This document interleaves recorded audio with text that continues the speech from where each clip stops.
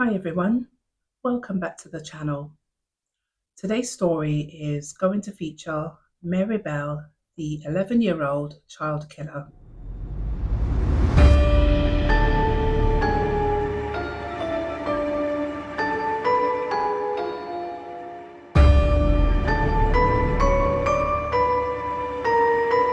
In the annals of crime, few stories are as chilling as that of Mary Bell, a child killer whose heinous acts shocked the world in the 1960s. Born on May 26, 1957 in Newcastle upon Tyne, England, Mary's early life was marred by neglect and abuse, conditions that would shape her into one of the most notorious figures in criminal history. This factual account not only delves into Mary Bell's background, but also explores the gruesome details of her crimes, highlighting the psychological factors that led to her becoming a child murderer.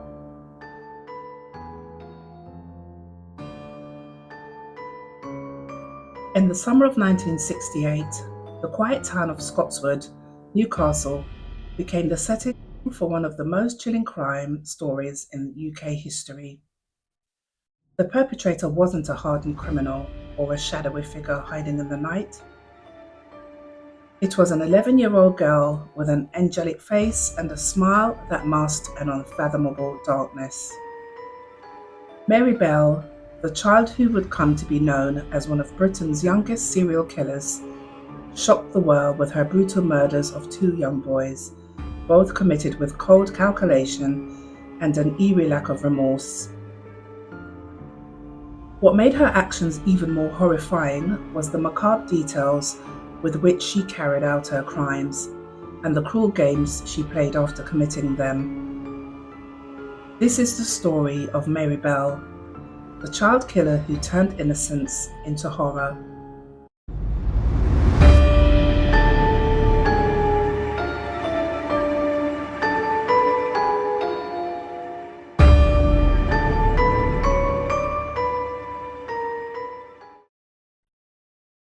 A troubled childhood, the birth of a killer. Mary Bell's path to infamy began in tragedy.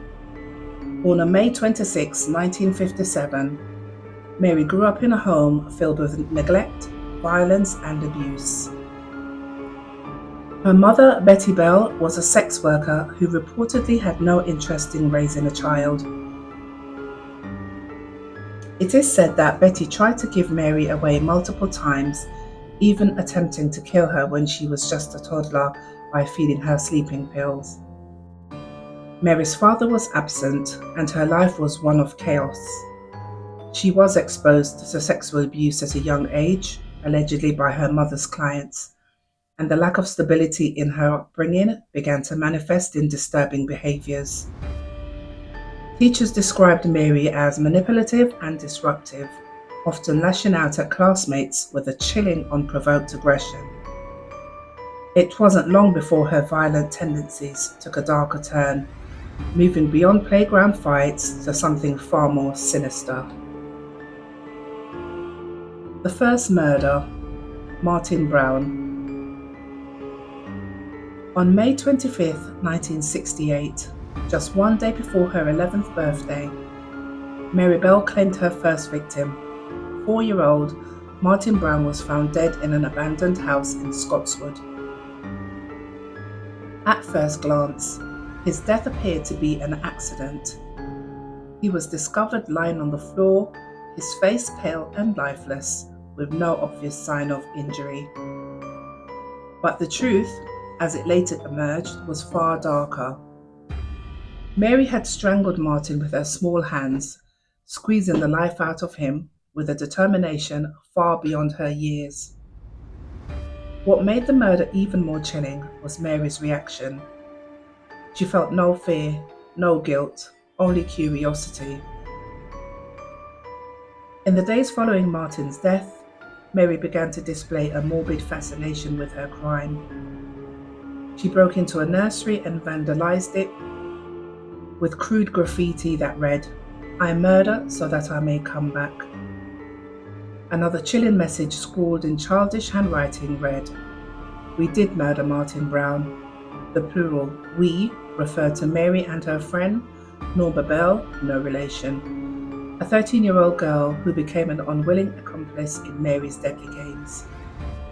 Mary even attended Martin's funeral, standing outside his home and watching as his small coffin was carried out. Witnesses later recalled that she seemed almost proud, as if she were reveling in the attention. The second murder, Brian Howe. If the murder of Martin Brown was shocking, what followed next was even more horrific.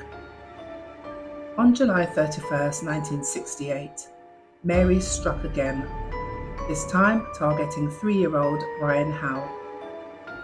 She lured him to a wasteland near her home, coaxing him into the secluded area under the guise of playing a game.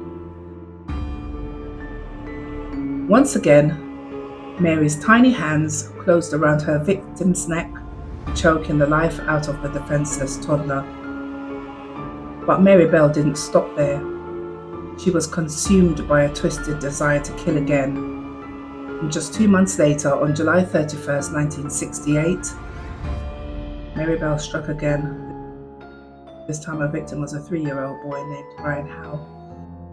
Mary Bell and her friend Norma Joyce Bell, no relation, lured little Brian to a local wasteland.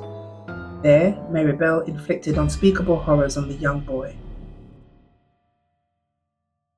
Brian Howe's body was found with small puncture wounds on his legs and torso, and she cut his hair.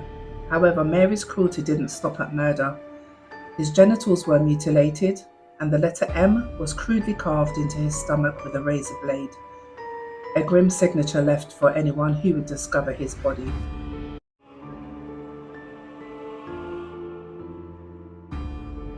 After being caught, Mary Bell showed no remorse for her gruesome acts. During her trial, she spoke callously about her crimes, even laughing at times. The savagery of her murder was unimaginable, a testament to the pure evil that resided within Mary Bell. When Brian's body was found, the local community was thrown into panic. The brutality of the murder suggested a savage adult killer, not a child. Yet Mary's behavior in the aftermath raised alarm bells for investigators. The chilling aftermath, taunting and gloating. In the days following Brian's murder, Mary couldn't resist returning to the scene of the crime. She was seen lurking around the wasteland, watching as police conducted their investigation. At one point, she even approached Brian's grieving family, asking his distraught sister, "Do you miss Brian? Do you cry for him?" Her questions were cold, calculated, and dripping with malice. It was as though Mary derived pleasure from the pain she had inflicted, savoring the torment of those left behind. During police questioning, Mary displayed an unsettling mix of cunning and detachment. She initially blamed Norma, attempting to shift responsibility onto her friend. But as investigators pieced together the evidence, including witness testimonies and the graffiti at the nursery, the truth became impossible to ignore. When Mary was finally confronted with the murders, her response was chillingly casual. She admitted to killing Brian, but showed no remorse, instead describing the act with an almost clinical detachment. It was clear that Mary Bell was a psychopath, devoid of empathy and human emotions. The trial, a child on trial for murder. Mary Bell's trial was unprecedented. Never before had the UK seen a case like this.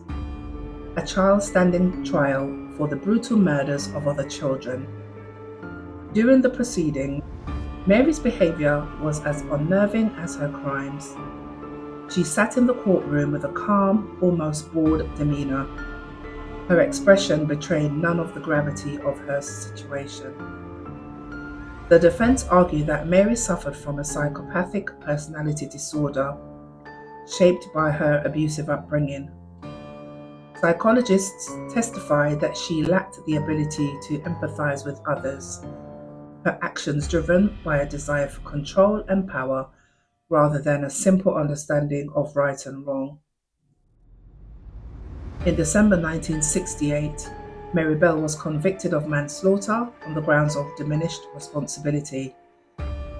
The judge described her as dangerous and sentenced her to indefinite detention. She was just 11 years old. Legacy of horror. Mary Bell's story remains one of the most infamous cases in British criminal history. Her crimes forced society to confront uncomfortable questions about the nature of evil. Was Mary a product of her environment, shaped by years of abuse and neglect? Or was she simply born without the capacity for empathy? A monster hiding in the guise of a child. After serving 12 years in custody, Mary was released in 1980, granted anonymity to protect her from public scrutiny.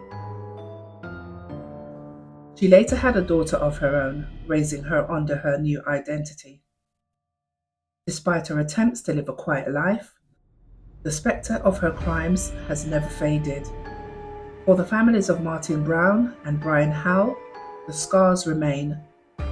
Two innocent lives were stolen in the most horrific ways imaginable. Their childhoods cut short by the unthinkable cruelty of another child.